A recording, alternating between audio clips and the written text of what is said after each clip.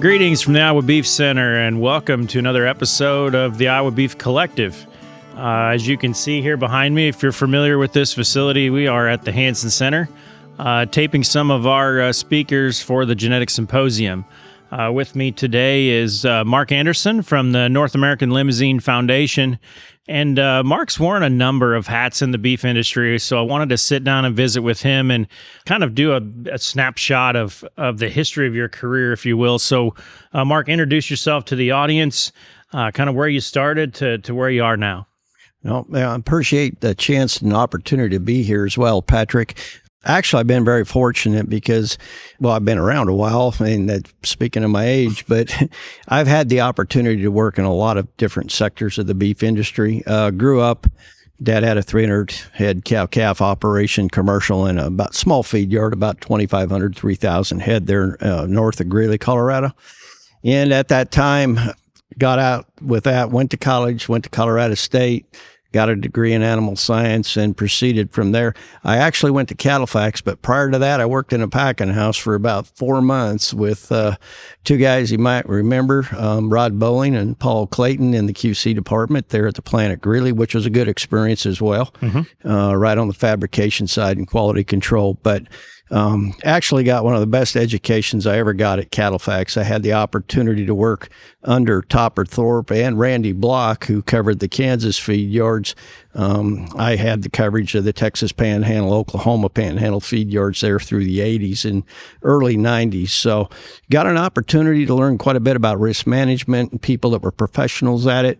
And the impact it had on what you needed for performance to succeed on break-evens and try to stay profitable in the feed yard industry, which is very tough as well.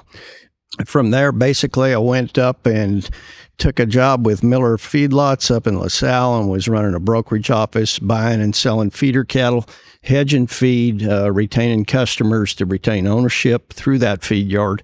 And did that for about 10 or 11 years, and then basically kind of broke out on my own and managed a yard, one of the nicer yards up in northern Colorado at the time, the old far lot that was out there rebuilt west of Greeley. It had a capacity of about 30,000 head. We grew a lot of calves outside in grow yards prior to shipping into the feed yards when the yearlings left.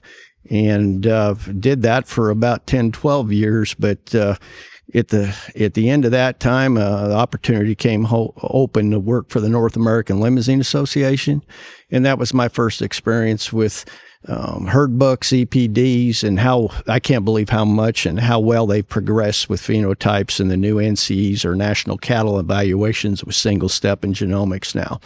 So after spending my whole life buying cattle over the fence or selling fed cattle with a packer buyer, kind of seeing it all tie together, and it's incredible the amount of progress that's been made with the help of universities, breed associations, and cattle feeders and ranchers as well. When Dr. Culbertson and I were kind of visiting about who to bring in for speakers on the panel and such, your name came up because I thought there is one person that can, basically, you've been through where the rubber meets the road. And you've kind of come to the genetics selection part of it almost backwards the way most of us start. You have a lot of folks that start in 4-H FFA seed stock. You started the other way in the feedlot sector and have come into the purebred business. So let's dig in a little deeper on the feedlot part of it. You've done a lot of marketing, brokering, that type of thing. We're in a different time than we were in the 80s by a lot. So talk about what changed or kind of the migration of marketing cattle through your career before you left the industry and went to NALF. Well, it's tremendous change. I mean, there was a time when we sold cattle live with a 4% shrink over the scale. And in my Cattlefax days, a big part of our service was calling all those feed yards on a Monday morning, get their show list for the week, how many cattle they had to sell, and then we'd share as cattle got sold and dickered over through the course of the week. To try to help the leverage, particularly whether it was a market that was traveling up or down. But the ability to go ahead and understand the basics of risk management, hedging, futures, options, and a big part of it too is the financing. I've never been in a business that's got more risk, inherent risk, not only from a genetic standpoint as it relates to cost of gains, But now, as we shifted out of selling cattle live and kind of transition right there in the late 80s to formula and grid cattle, that changed the game for everybody. Yep. All of a sudden, we had report cards on the cattle, and it wasn't just weighing them over the scale and we were done. Then we decided, hey, we're going to have to go after the better cattle that we can generate carcass premiums and eliminate some of the discounts.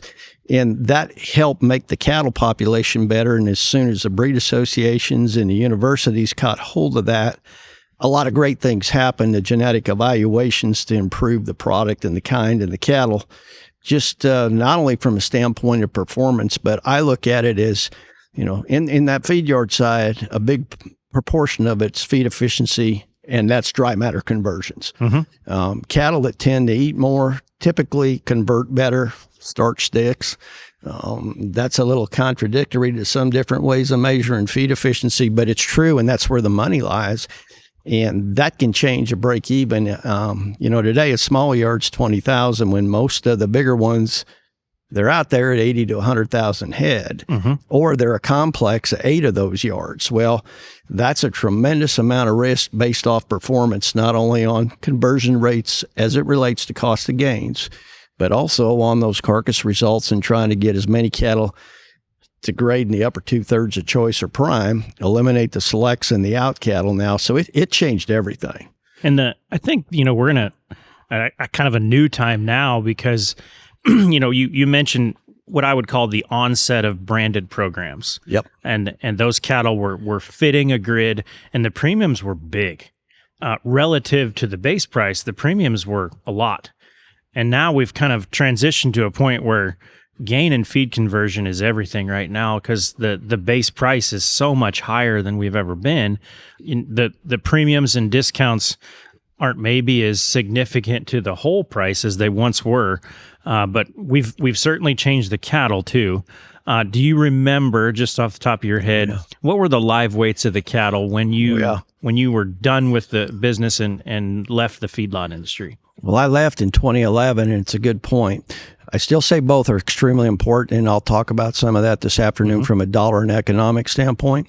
But, we used to sell cattle, and, I was a kid that grew up in northern Colorado. Cattle are different genetically because of the environment from north I-70 to south. They've all got value. We need them all, particularly with the reduced supply that we've got in the nation's cow herd right mm-hmm. now. But, for us, it was very typical. In the 90s, we were selling steers weighing 12 and a half, and that shrunk with a 4. Okay. Right. And then all of a sudden, when I was selling cattle primarily from 2000 to 2011, we'd take them out to 13 and a half, and then we'd had to worry about getting docked. Okay. Yep. So when it started, if you got left behind and you were trying to sell those cattle off a show list, not on a grid, they could leave you sit and rot for 3 weeks, and you'd start taking docks on 4s, 5s, mm-hmm. Heavyweight cattle. At that time, it's over 1,000. Now it's 1,100 because we're feeding cattle up to 1,700 pay weight on some of these big northern cattle. So a big change, not only there, but in carcass weights and total tonnage produced on a smaller feeder cattle supply. Yep. And I think we've seen the plants sort of migrate over time. I recall doing some carcass data work at Joslyn IBP. Yep. And Tyson now. And they had to redo the whole floor because they were dragging too many noses on the floor. And that was, Holsteins back before the beef cattle got to nearly as big as the Holsteins were then.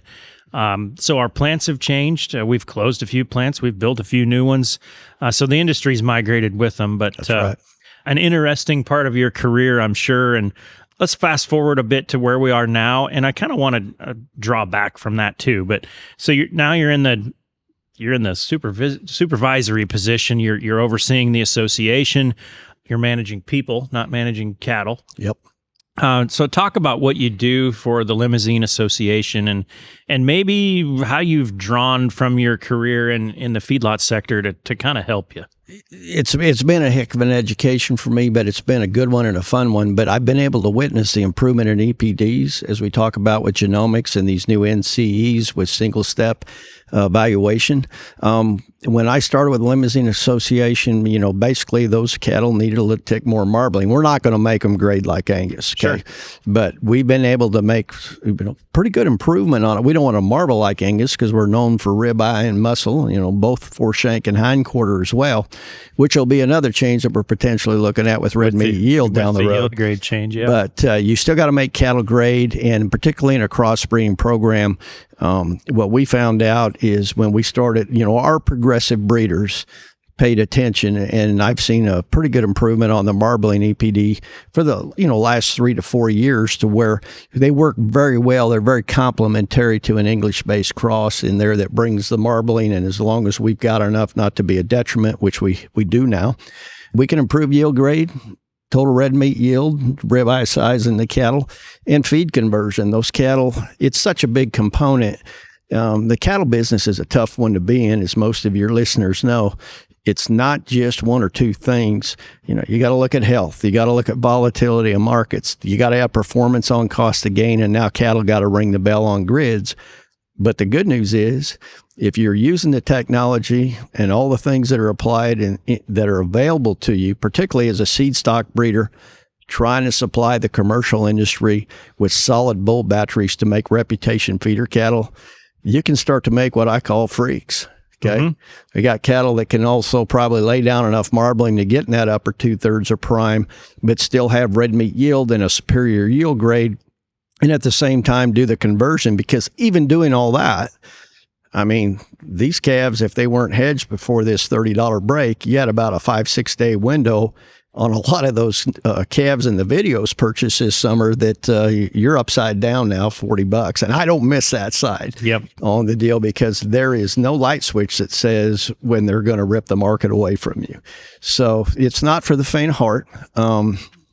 But at the same time, if I'm young right now, or if I was young, if you can find a way to get the land, the capital, and the investment to get back into the cow business with all the technology, and it keeps accelerating, and I know AI is probably going to get involved in some of these genetic evals too, and the next 20 years, some of the stuff, you want to make a set of 200 super cows and you apply it all, you can do it. And still got to be a cattleman with phenotype structure. I never thought I'd see the day in beef cattle production where, when I said the term AI, I had to clarify what it meant, because you were just referring to artificial intelligence. Yes, sir. Yep. Yeah. And AI for years has been artificial insemination, and we're using both technologies. And from the association standpoint, I think it's good to have someone that understands the back segment of the industry, because, I'll be the first to admit, a lot of seed stock producers, I'm not saying they ignore it, but they're as uneducated about that segment as they are, really, really educated about the front side. They know how to apply those technologies, and they don't always know what they do for the end user.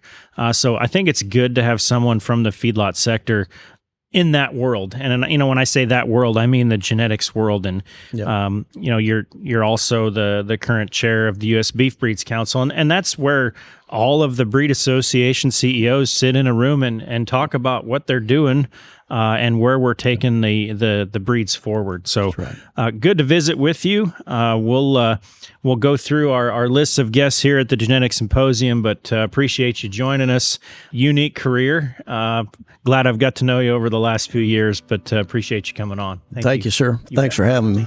We'll be back with more episodes of the Iowa Beef Collective. As always, follow and subscribe. Find us on YouTube, Spotify, your social channels, but appreciate you tuning in. This institution is an equal opportunity provider. For the full non-discrimination statement or accommodation inquiries, go to www.extension.iastate.edu/legal.